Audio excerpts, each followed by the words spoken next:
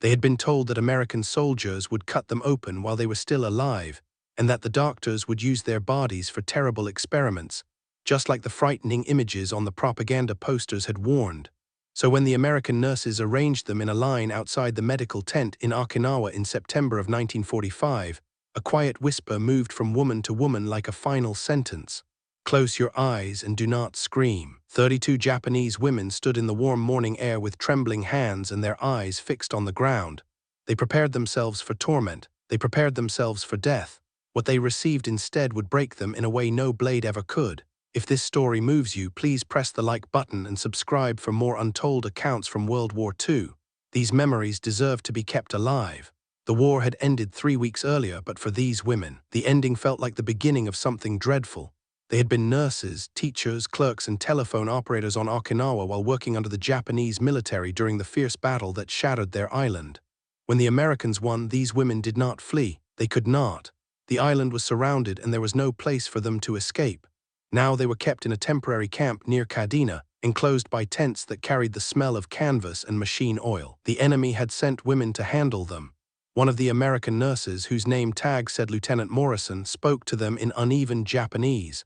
Medical check, she said slowly, necessary for health. Her accent was poor, but the words were understandable. The Japanese women glanced at one another in fear and confusion. Medical check. This was the moment they had dreaded. This was when the experiments would begin. They were guided into a large tent that had been arranged as a medical area. Inside, the air was cooler and shaded from the harsh sunlight. There were chairs lined up, medical instruments placed neatly on tables, and a strong scent of antiseptic hung in the air. 3 American doctors waited within, 2 men and 1 woman. They wore white coats and looked exhausted, as though they had not rested in days. Lieutenant Morrison tried to describe what would take place. Check for sickness. She said typhus, malaria, dysentery wounds need to check. She used her hands to help make the meaning clearer. But the Japanese women did not trust her. They believed they understood what medical tests meant. They had heard the rumors and seen the propaganda. The Americans would cut them open to study their bodies. They would test weapons on them. They would commit unthinkable acts. Close your eyes and do not scream, Yuki whispered again. The words traveled down the line like a plea. Close your eyes and do not scream. But before any inspection began, the nurses brought them to another part of the tent where several large basins of water had been arranged. Steam lifted from the basins. The nurses made motions of washing and gestured toward the soap stacked nearby. The Japanese women stared in disbelief. Soap, real soap, white bars piled like bricks. Lieutenant Morrison picked up a bar and offered it to them. Clean first, she said, then check. Clean important. One of the older women, Michiko, stepped forward carefully. She had been a nurse herself before the war. She understood cleanliness. She accepted the soap from the American nurse's hand, half expecting it to sting or explode. It did not. It only rested in her palm with a clean scent. Hot water, Lieutenant Morrison said, pointing to the basins. Wash hair too. We give clean clothes after. The Japanese women looked at one another in utter confusion. The enemy was going to let them wash and was going to give them clean clothing before the torture. Nothing about it made sense. Slowly, one after another, they moved toward the basins. The water was truly hot, warmed over flames outside the tent. When Michiko placed her hands into the water, she nearly gasped. She had not felt hot water in months. While hiding in caves during the fighting, they had barely had water to drink, let alone water to wash. The American nurses showed them how to wash their hair with the soap and how to scrub their skin. They were gentle, using themselves as examples first, attempting to calm the Japanese women. It did not fully ease their fear. The terror still clung to them, but the hot water felt so comforting that some of the women could not stop their tears as they washed months of dirt and fear from their bodies. After they finished washing, the nurses handed them towels, clean white towels that smelled as if they had been dried in sunlight. Then they were given simple cotton dresses, plain and fresh, to replace their torn and filthy clothes. Michiko stood wearing the clean dress, feeling the soft fabric touch her skin, and felt her thoughts splitting in two. This cannot be real, she thought. This must be a trick. They will hurt us more because we relaxed. After the washing, the women were called one at a time into the examination space. Curtains had been arranged to give each woman privacy. Michiko was called first, perhaps because she appeared older, or perhaps it was simply chance. She stepped behind the curtain on legs that felt ready to give out. Her heart pounded so violently she feared it would burst through her ribs. Her hand gripped the sharp stone hidden in her sleeve. When the pain begins, she told herself, I will use it. Behind the curtain stood Dr. Chen, the American woman doctor, and Lieutenant Morrison, who would translate. Dr. Chen smiled at Michiko. She actually smiled. Her expression was gentle with faint lines near her eyes as if she smiled often. "Hello," Dr. Chen said in a quiet voice. Lieutenant Morrison translated into Japanese. "I am going to check your health. I want to make sure you are not sick. This will not hurt." Michiko stayed silent. She kept her eyes on the floor, waiting for the nightmare to start. Dr. Chen began by examining Michiko's eyes, lifting her face gently to shine a small light at her pupils. Her touch was careful, almost sorry. Then she checked Michiko's ears and throat. She pressed her fingers softly along Michiko's neck, searching for swollen glands. "Your throat is irritated," Dr. Chen said through the translator, "most likely from breathing cave dust. I will give you medicine for that." Medicine? Michiko's thoughts spun. The doctor was going to give her medicine. Dr. Chen listened to Michiko's heart and lungs with a stethoscope, the cold metal resting against her chest through the thin dress.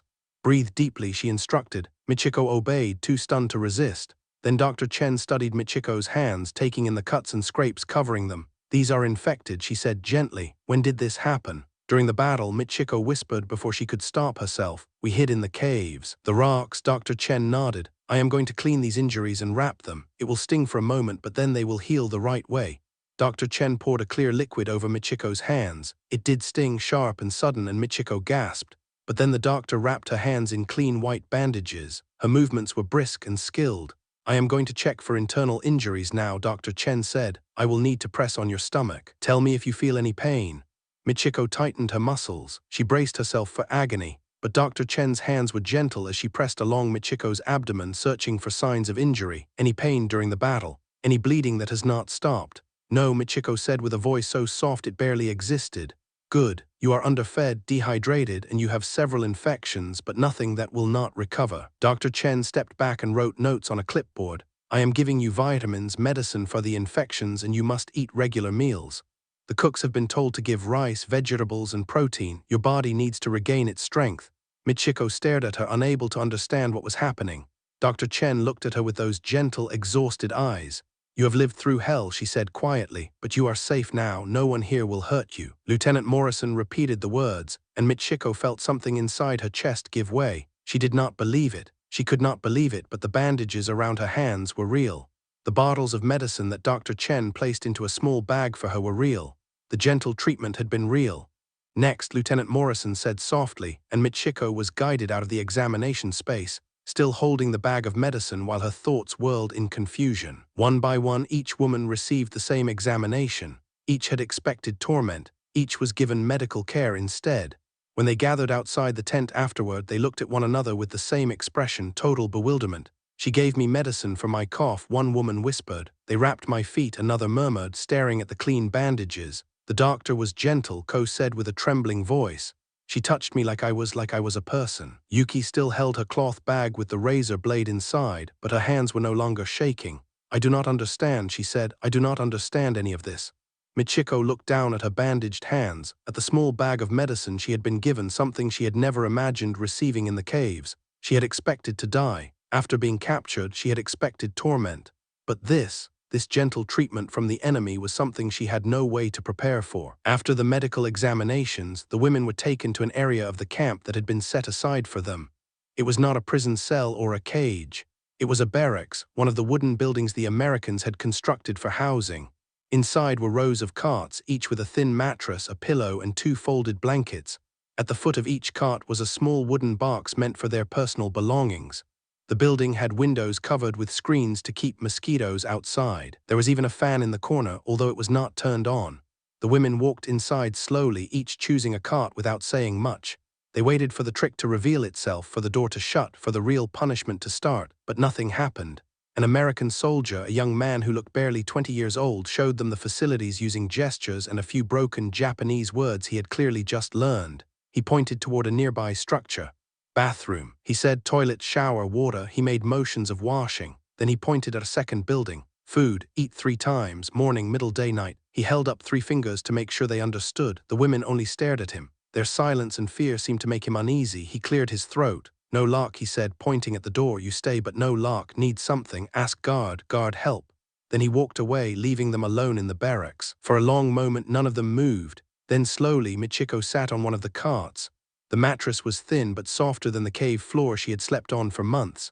The pillow was flat but clean. The blankets smelled as if they had been washed and dried in sunlight. She lay down carefully, half expecting the cart to collapse. It did not. She pulled one of the blankets over herself even though the weather was still warm outside. The weight of it felt comforting and safe. Around her, the other women were doing the same, each settling onto a cart, each wrapped in her own exhaustion and confusion. As night came and the noises of the camp grew quiet, Michiko could hear soft crying from several carts, someone praying in a low voice in the corner. Someone whispered to a friend, but most of the space was quiet. It was the heavy silence of women too exhausted and too confused to understand what was happening to them.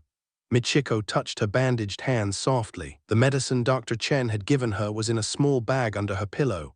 Tomorrow she was supposed to take the pills with breakfast. Tomorrow there would be food. Tomorrow the Americans would continue treating them like human beings. She did not understand it. Yet lying in the clean cot with a blanket over her and a pillow under her head, she felt her body begin to loosen despite her mind insisting she stay tense. She was clean for the first time in months. She was warm. She was safe, and that frightened her more than anything. Michiko woke to the sound of a bell ringing across the camp. For a moment she did not recognize her surroundings. Then it came back to her, the American camp, the medical examination, the unexpected kindness. Sunlight streamed through the windows of the barracks.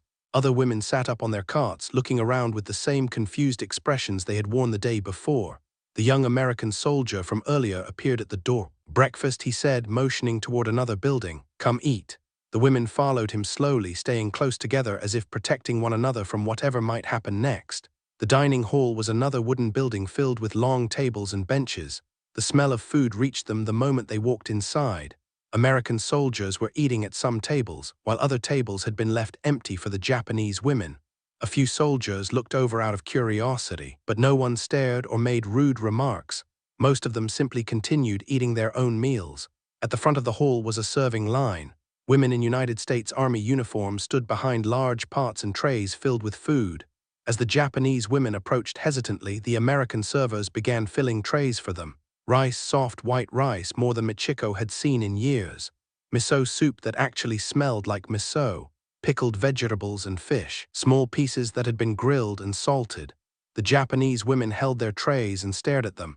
This was not American food, this was Japanese food. The Americans had prepared Japanese food for them. "Sit," the young soldier said, pointing toward the empty tables. "Eat." They sat, they looked at the food, and then one by one they began to eat. The rice tasted good, not perfect, but good. The soup was a little thin but warm and salty. The fish was real fish, not the scraps or paste they had eaten during the war. Michiko felt tears sliding down her face as she ate. She was not the only one. Several other women were quietly crying as they put food in their mouths, chewing slowly as if they still could not believe it was real. After breakfast, they were brought to a central area where an American officer named Captain Turner waited with Lieutenant Morrison to translate. "You will work while you are here," Captain Turner said, and Lieutenant Morrison translated carefully. "Nothing difficult. We need help in the hospital, the laundry, the supply room. You will work 4 hours a day. In return, you will be paid." Paid, the word hung in the air. The prisoners were going to be paid for their work. Captain Turner continued speaking.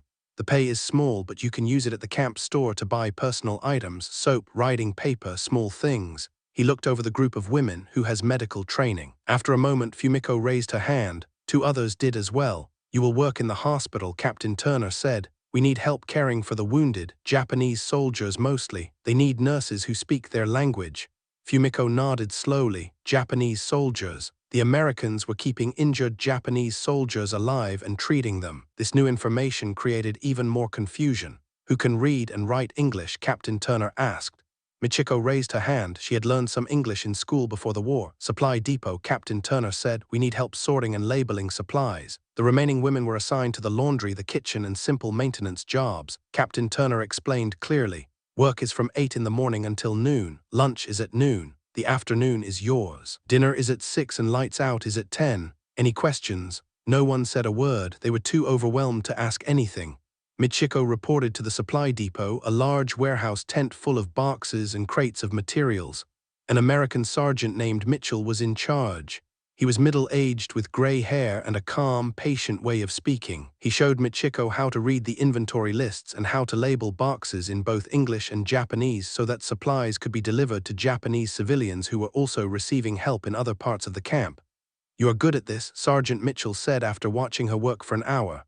Lieutenant Morrison was translating again. "You went to school. Yes, Michiko said softly. In Naha before the war, what did you study? I wanted to become a teacher, Michiko said, but then the war started. Sergeant Mitchell nodded. My daughter wanted to be a teacher too. She is studying in California now. He took a photograph from his wallet and showed it to Michiko. It was a young woman wearing graduation robes, smiling. Michiko looked at the photograph. The sergeant was showing her a picture of his daughter, while Michiko was supposed to be the enemy. None of it made sense. The war is over, Sergeant Mitchell said gently. Maybe you can become a teacher now when you go home. The word hurt. Michiko did not know if she even had a home anymore. Na had been destroyed during the battle, but she nodded and returned to her task, checking lists and labeling boxes, her bandaged hands moving with care so she would not reopen the healing wounds. At the end of her first week, Michiko received her pay. It was not much, only a few dollars in military script, but it was real money. The Americans had actually paid her for her work. That afternoon, she went with several other women to the camp store. It was a small shop operated by the military and stocked with basic supplies. The shelves held items Michiko had not seen in years: real soap, toothbrushes, writing paper and pencils, handkerchiefs, small mirrors, and even a few luxury items like hard candy and chocolate. The Japanese women walked through the aisles as if they were dreaming. Ko bought writing paper and a pencil, holding them as if they were precious. Yuki bought a bar of lavender-scented soap and stood there breathing in the scent, tears running down her cheeks. Michiko bought a small notebook and 2 pencils. She wanted to write everything down. She wanted to remember even though she could not understand any of it. At the counter, the American soldier helping with their purchases smiled at them.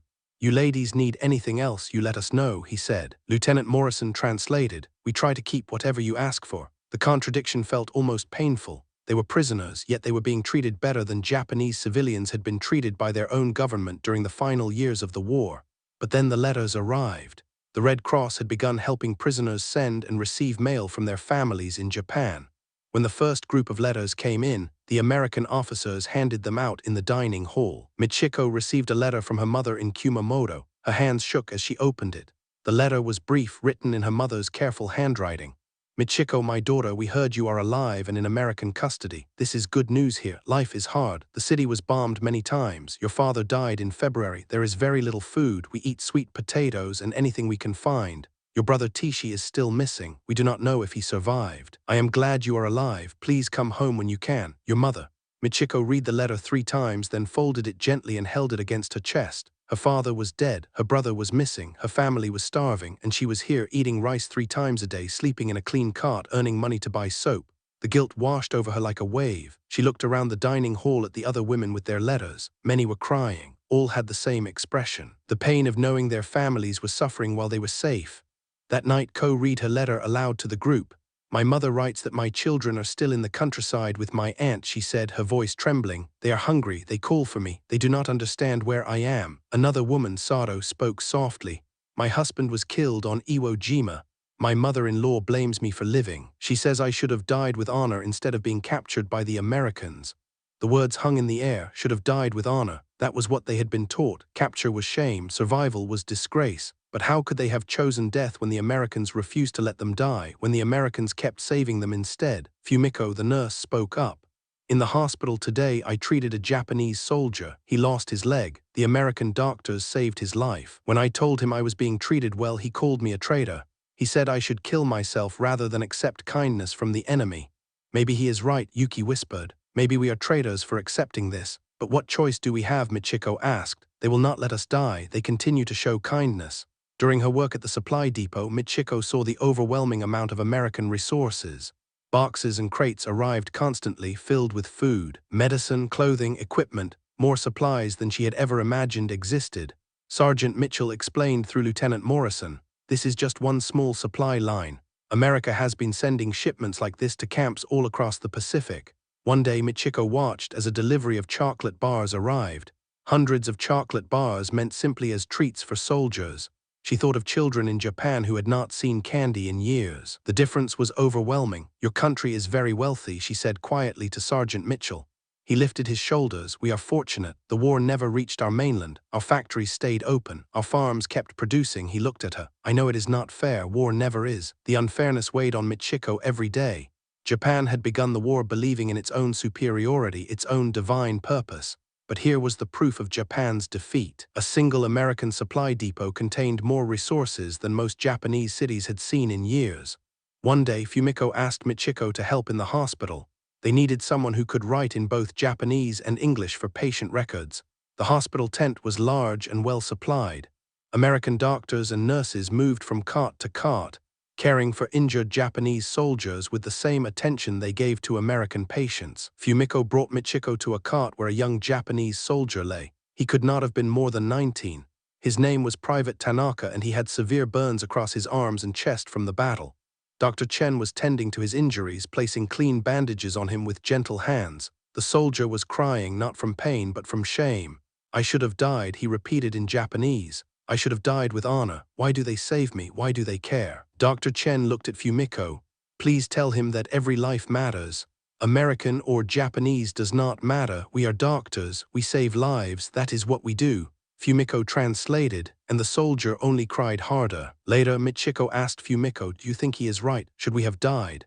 Fumiko stayed silent for a very long time. "I do not know," she finally said, "but I am beginning to think that maybe everything we were taught was wrong. Maybe honor is not found in dying. Maybe it is found in living, in surviving, in learning to see the truth."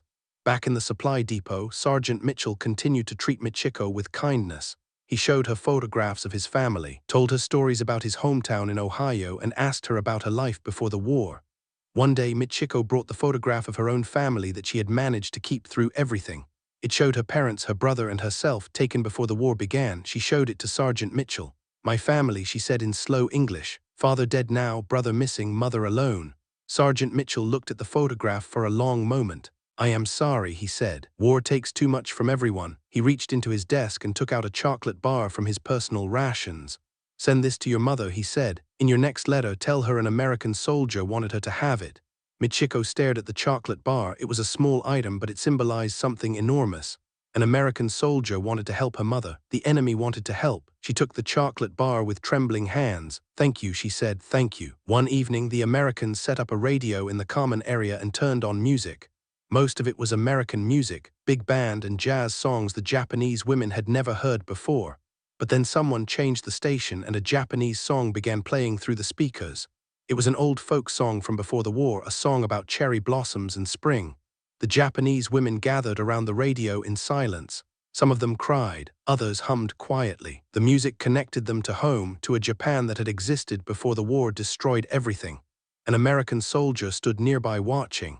He did not understand the lyrics, but he seemed to understand what the music meant to them. He did not turn it off. He let them listen until the song ended. These small moments of humanity added up day by day. The kind words from Dr. Chen, the patience of Sergeant Mitchell, the chocolate bar. The music, each moment chipped away at the certainty the women had been raised with. The certainty that the Americans were monsters without souls. And with each piece that fell away, something else began to grow. Confusion, yes, but also a dawning realization that maybe the world was more complicated than the propaganda had taught them. Michiko wrote in her notebook nearly every night. The entries followed the changes in her understanding of the world. September 20th, 1945, 1 week in the American camp. They continue to treat us kindly. I do not understand their purpose. Dr. Chen examined my hands today. The infections are healing. She seemed happy. Why would she care whether an enemy heals?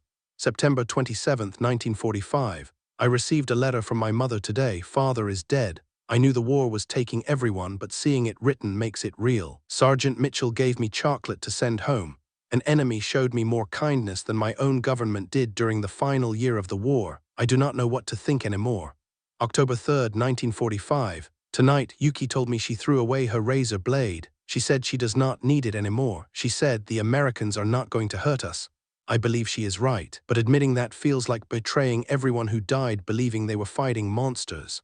October 10th, 1945. I dream about the battle. I dream about hiding in the caves, about the explosions, about the propaganda that told us to die rather than surrender. We believed it. We truly believed that being captured meant a fate worse than death. But here I am, captured, clean, fed, and safe. Everything we were told was a lie. If that was a lie, then what else was a lie? Did we need to fight at all? Could all of this have been avoided? The women spoke late into the night, trying to understand what was happening to them. The conversations grew deeper and more honest as weeks went by. We were taught that the Americans were demons. Ko said one night that they would do to us what our soldiers did to others. The sentence hung in the air. What our soldiers did to others. They all knew what she meant. They had heard stories from China, from the Philippines, from the other places Japan had occupied. Stories of cruelty, of massacres, of comfort women. But they are not like that, Fumiko said quietly. In the hospital they treat everyone the same. They saved Private Tanaka's life even though he tried to kill himself rather than accept their help. They do not see him as less than human. Maybe that is the difference, Michiko said slowly. We were taught to see others as less than human, as enemies worthy only of death, but they do not see us that way. They see us as people. Saro, who had been mostly silent since learning her husband was dead, finally spoke. My husband died believing he was fighting demons. He died believing that Japan was protecting the world from American evil. But it was all backwards. We were the ones. She could not finish the sentence, but they all understood. They had been the ones taught to strip the enemy of humanity. They had been the ones whose nation committed terrible acts. And now the enemy was the one showing them what real humanity looked like. One day Michiko passed by the small bathroom near the supply depot and caught sight of herself in the mirror. She stopped and stared. The woman reflected there looked healthy. Her face had filled out from regular meals. Her skin was clear from using real soap. Her hair was clean and neatly brushed. She looked more like the person she had been before the war than she had in many years. But her eyes were different. They held a kind of knowledge now, understanding she could never unlearn. The reflection showed her a woman who had survived only because she accepted help from people she had been told to hate. I do not know who I am anymore, she whispered to her reflection. Later, she tried to explain her feelings to Ko. Before the war, I was just Michiko, a girl who wanted to teach children. During the war, I became a servant of the empire, a tiny part of the great Japanese mission. After being captured, I was supposed to be a disgraced prisoner who had lost all honor. But now I am someone who has been shown kindness by the enemy. I am someone who realizes that everything I believed was built on lies. Who am I now? Ko understood. They all did. The change was not in their bodies, though they had healed. The change was in their minds. It was a complete rebuilding of everything they thought they knew about the world. Not everyone changed at the same pace. The older women who had lived with imperial beliefs the longest found it hardest to adapt. One woman, Mrs. Yamada, who was in her 40s and had worked as a military clerk, refused to accept the kindness the Americans showed them. It is a trick, she insisted. They are softening us before something worse. They want us to betray Japan. Betray Japan how? Fumiko asked. By eating their food, by letting them heal our wounds, by surviving, by forgetting who we are, Mrs. Yamada snapped. By accepting that our defeat means we were wrong about everything. I cannot accept that. I will not. The younger women adapted more easily. Yuki, who was only 19, said openly, I am glad I did not die. The propaganda told me death was glorious. But there is nothing glorious about dying in a cave, starving and terrified. Maybe it is all right to want to live. Maybe that is not shameful. Mrs. Yamada looked at her with disgust. You have lost your Japanese spirit, or maybe I have found my human spirit, Yuki replied softly. The arguments sometimes grew loud. Some nights voices were raised as the women debated what their situation meant. If we accept their kindness, we are saying our soldiers died for nothing, one woman argued. Our soldiers died because our leaders made terrible choices, another replied. That is not our fault. And it is not the Americans' fault either. Then whose fault is it? The war's fault. The people who started it. The people who lied to us about what it would accomplish. Michiko mostly listened. She understood both sides. It was easier to believe the Americans were deceiving them than to admit that Japan had been deeply wrong. If Japan had been wrong, then all the suffering, all the death, all the sacrifices were meaningless, but the evidence kept growing. Week after week, the Americans continued to treat them well. Medical care continued. Meals continued. Work was fair. The guards were respectful. There was no trap. This was simply how the Americans treated prisoners of war. Fumiko asked a question one night that changed the tone of the discussion. In Buddhism, we are taught about compassion, about reducing suffering. The Americans, most of them are Christians, but they follow the same idea. They could make us suffer, they have the power, but they choose not to. Maybe that is what separates civilization from cruelty, not victory or defeat, but how you treat the people who cannot defend themselves. The words struck a deep chord. Even Mrs. Yamada could not argue with them. Ko added, I have been thinking about my children. If they were captured by the enemy, how would I want them to be treated? I would beg for mercy, for kindness, for someone to see them as human beings instead of symbols. The Americans are treating us the way I would pray for my children to be treated. That understanding opened something in the group. They were daughters, sisters, mothers. They had families who loved them, and the Americans were treating them the way families would hope strangers might treat their loved ones. One afternoon, Sergeant Mitchell asked Michiko to come into his office at the supply depot. She went nervously, unsure of what she might have done wrong. But Mitchell only wanted to speak with her through Lieutenant Morrison, who was growing weary of translating but continued anyway. He asked Michiko a question. Do you know why we treat prisoners this way?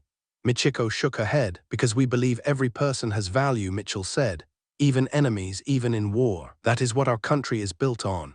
The idea that all people are created equal, that everyone deserves basic dignity and rights. We do not always meet that ideal. Sometimes we fail badly, but the ideal remains and we try to follow it. He took a small book from his desk. This is our Constitution, he said, and this is our Declaration of Independence. They are the foundation of how we view the world. I cannot give you these copies, but I can show you. He read aloud and Lieutenant Morrison translated. We hold these truths to be self-evident, that all people are created equal, that they are given certain rights by their Creator, rights that cannot be taken away, and that among these rights are life, liberty, and the pursuit of happiness. Michiko listened closely. In Japan, we were taught that the emperor was divine, she said slowly. That Japanese people were superior to other races, that our destiny was to rule others, that everyone else was less than human. I know, Mitchell said, and that kind of belief is what creates wars. When you stop seeing others as human, you can justify anything. But the truth is simpler. We are all human, we all suffer, we all bleed, we all want to live and be safe and care for our families. Dr. Chen told Fumiko something similar when they were working together in the hospital. I treat every patient the same, Dr. Chen said, because pain does not care about nationality. Suffering does not care about what flag you fought under. When someone is hurt, they need help. That is all that matters in this tent. Fumiko asked, but do you not hate us after what Japan did? Dr. Chen was silent for a moment. I hate what happened, she said. I hate the war. I hate that people died. But you, she gestured toward Fumiko and the other Japanese women in the hospital, you are not responsible for the war. You were caught in it just like everyone else. Hating you accomplishes nothing. Helping you heal accomplishes something. These conversations spread through the group. The American behavior was not weakness. The women realized it was something entirely different, a display of power through self-control, strength shown through mercy. The cruelest thing they could do is kill us, Michiko wrote in her diary. The second cruelest thing would be to torture us. But the most powerful thing, the thing that devastates us, is to show us kindness. Because kindness forces us to see them as human. And if they are human, then we must face what we did, what our nation did, what we believed. Kindness is the most dangerous weapon they have, and they are using it perfectly. The women began to see that the Americans had won the war with bombs and bullets, but they were winning the peace with soap and bandages. They were changing minds not through force, but through dignity. And it worked. Day by day, woman by woman, the belief that the Americans were monsters fell apart, replaced by an uncomfortable truth. The enemy was more humane than the propaganda had admitted, possibly more humane than Japan itself had been. Everything reached a turning point on October 15th, exactly 1 month after the women had arrived at the camp. That morning they were told they would meet with Captain Turner and several other American officers. The women gathered in the dining hall anxious. Was this the moment the disguise would fall? Was this when the real punishment would begin? Captain Turner stood before them while Lieutenant Morrison translated. Ladies, he began, we need to discuss your future. The words sent a cold shiver through the room. The war is over, Captain Turner continued. Japan has surrendered. The Emperor himself has announced Japan's defeat. Your country is under occupation now, being rebuilt.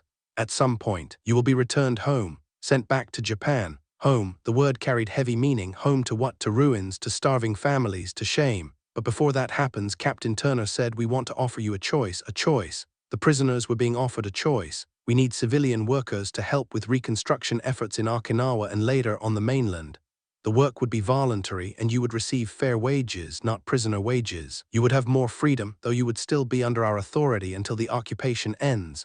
He paused. Or you may choose to go home now. We are arranging transportation for civilians who want to return to their families immediately. The decision is yours. The room was silent. Captain Turner continued, I want to make this clear. No one will be forced to work for us. No one will be punished for choosing to return home. This is your decision. That night, the barracks filled with urgent conversation. Stay and work for the Americans or return home to a shattered Japan. Mrs. Yamada was firm. I am going home. I will not work for the enemy. No matter how they have treated us, I am Japanese. Japan is my place. But most of the younger women were uncertain. Yuki said quietly, if I return home now, what will I find? My house was destroyed.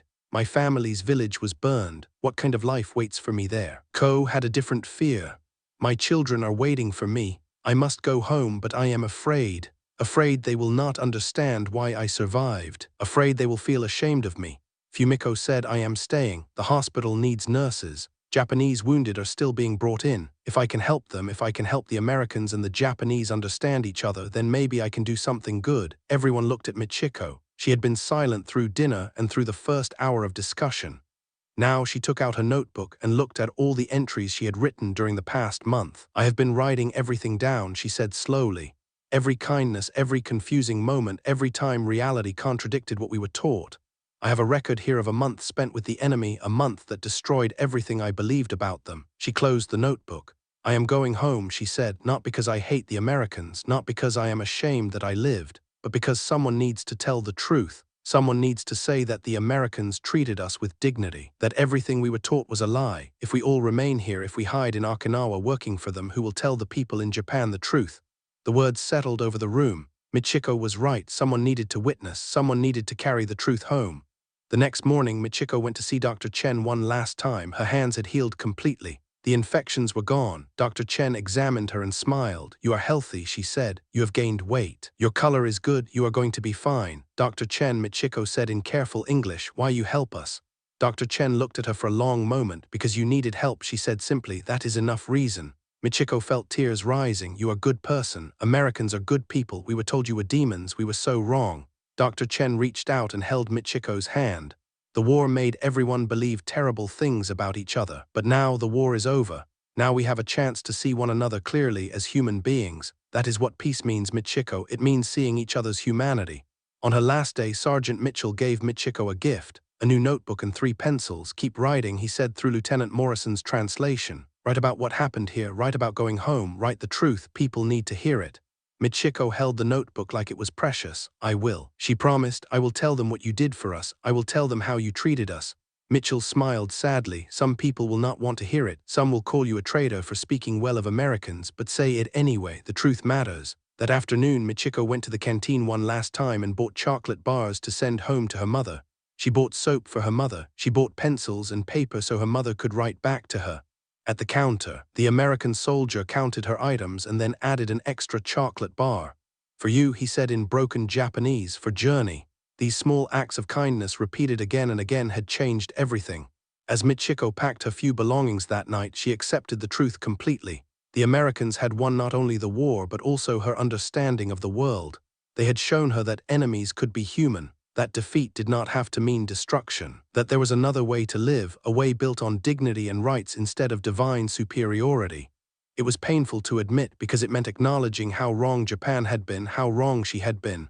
But it was also freeing because it meant the future did not have to repeat the past. There was another path ahead. She touched her once bandaged hands, now healed.